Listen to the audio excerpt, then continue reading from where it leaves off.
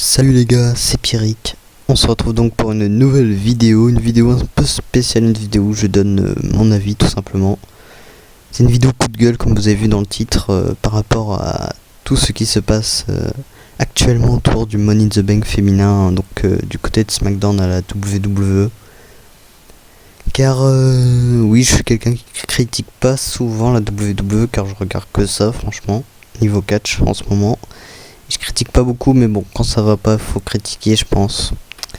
Donc pour remettre un peu dans le contexte, pour ceux qui n'ont pas suivi ces 2 dernières semaines, on a Carmella qui a donc gagné le premier Money in the Bank féminin, lors de Money in the Bank justement, d'une manière qui n'a pas plu les fans. C'est James Ellsworth qui a été décroché la mallette pour elle, tout simplement, il lui a offert. Et les fans ont donc critiqué, et je sais pas si c'était prévu ou non, mais bon. Lors du SmackDown, Carmella a dû rendre sa mallette et on a annoncé un nouveau Money in the Bank pour le SmackDown de la semaine prochaine. Et donc moi je suis pas du tout d'accord avec tout ce qui a été dit. Je trouve que c'était une excellente idée et qu'ils ont tout gâché encore une fois. Je pense qu'ils auraient dû rien toucher, ne pas refaire un match, c'est une grosse erreur à mon avis.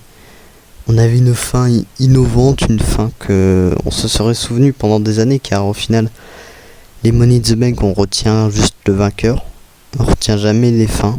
On peut jamais se rappeler comment il a fait pour arriver à aller décrocher la mallette.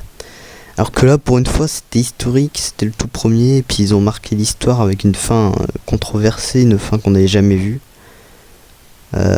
Pour moi, on se serait souvenu de cette fin pendant des années et c'est pour ça que c'est une mauvaise idée de l'effacer de l'histoire au final cette fin, car personne ne se souviendra vraiment de la façon dont Carmella avait gagné et peut-être que personne ne se souviendra que Carmella a eu la mallette car il se pourrait qu'elle ne l'ait plus dans 2 jours au moment où j'enregistre. Et donc pour moi, oui, c'est une très mauvaise idée.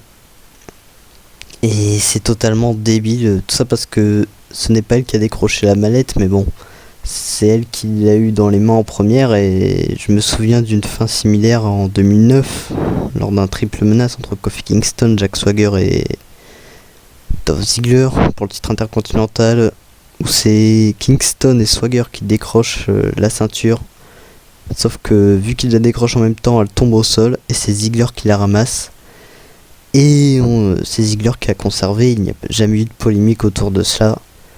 Donc voilà, c'était une fin un peu similaire, mais je trouve débile, c'est de refaire le match 2 semaines après. Il n'y a pas de hype, il n'y a pas d'attente pour ce match, franchement moi je n'ai pas envie de voir ce match.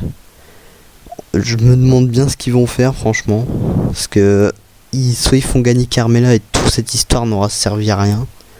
Soit ils font gagner quelqu'un d'autre comme Becky Lynch, ça pourrait amener un heel turn, pourquoi pas dans le futur. Mais c'est mauvais, pour moi c'est mauvais, parce qu'on ne se souviendra jamais justement du premier Money in the Bank féminin. Parce que il ne compte pas au final, est-ce qu'il compte? On ne sait même pas. C'est débile en plus, on l'a bien vu lors du SmackDown, ils avaient réussi à créer, à faire en sorte que la foule siffle Carmella et James Ellsworth. Ils avaient de la réaction. Une forte réaction même d'ailleurs, alors que depuis 6 mois ils arrivent dans le silence complet, tout le monde s'en fiche. Et là cette fois-ci ils avaient enfin des réactions, ils avaient réussi à faire de Carmella la heel de SmackDown. Ils avaient réussi à créer un personnage, mais bon, apparemment ça ne risque de ne pas durer, donc c'est vraiment dommage. Et puis je sais pas, faire un Money in the Bank comme ça lors d'un show hebdomadaire, lors d'un SmackDown, lors d'un show de semaine, c'est pas possible pour moi. C'est le Money in the Bank, c'est quand même une stipulation assez spéciale.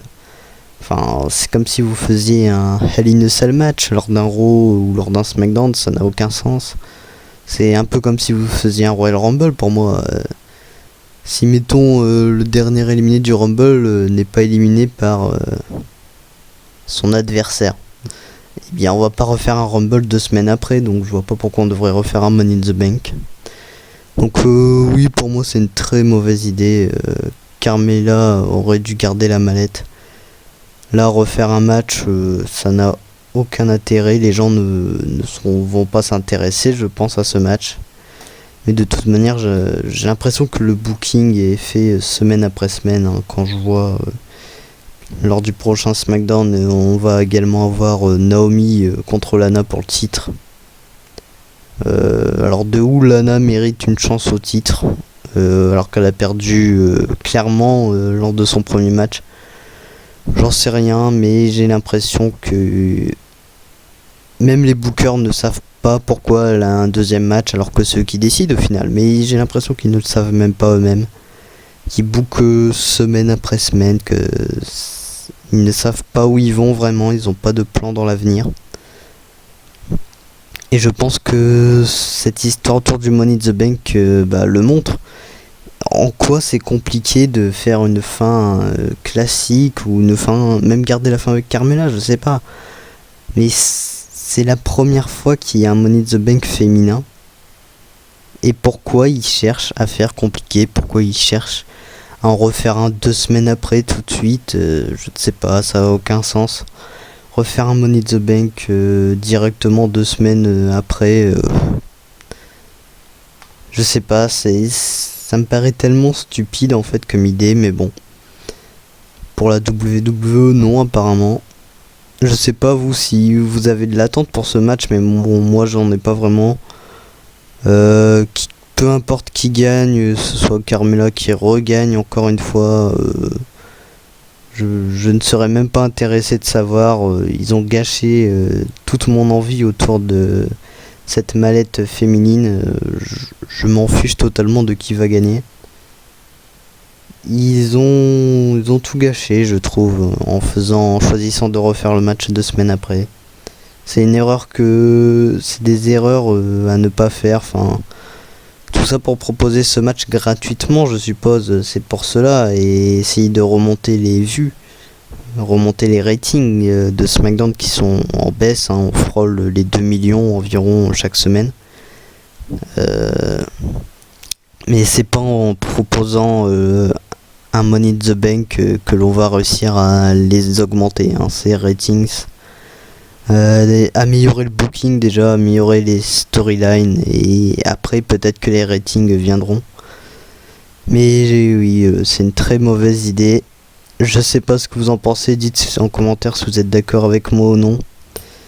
Mais bon voilà, c'était une courte vidéo pour donner mon avis tout simplement autour de tout ce qui se passe avec le Money in the Bank féminin. Bon, ça arrive un peu en retard par rapport à la situation, hein, mais ces derniers jours je n'ai pas pu tourner car j'étais pas chez moi tout simplement, donc c'est pour cela que cette vidéo arrive un peu tard. Mais bon voilà, du coup c'était mon avis autour de la division féminine de SmackDown et de ce qui se passe en ce moment avec le Money in the Bank leader match féminin. Sur ce, je vais vous laisser là. Dites également si vous aimez ces vidéos où je donne mon avis, et si vous voulez que je donne que je réalise plus de vidéos dans ce style où je donne des coups de cœur ou des coups de gueule. En tout cas, je vous laisse le dire en commentaire. N'hésitez pas à mettre un like également à la vidéo et à la partager. Et à vous abonner si ce n'est pas encore fait. Enfin bref, vous le savez, le rituel. Et sur ce, moi je vous dis à la prochaine pour d'autres vidéos. C'était Pierrick. Ciao.